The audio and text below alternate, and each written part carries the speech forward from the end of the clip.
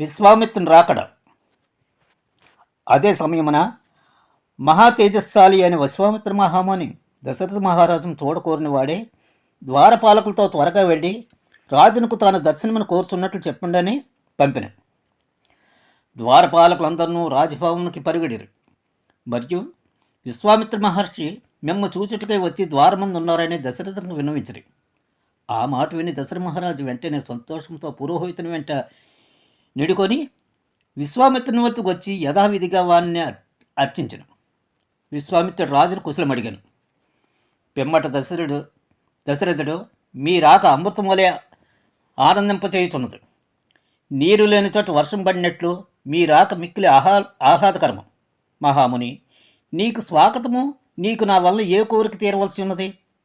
నేడు సార్థకమైన జన్మ కలవాడైతేనే నా జీవితము సఫలము.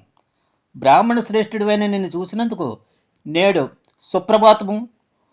మొదట రాజర్షివే, పిదప బ్రహ్మర్షివైన నీవుకు అనేక విధముల పూజనీయుడివు. నీవే కోరికతో వచ్చితవో తెలియజేయము.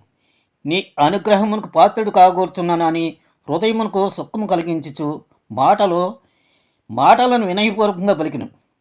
పరమర్షి అయిన విశ్వామిత్రుడు మిక్కిలి సంతోషించును.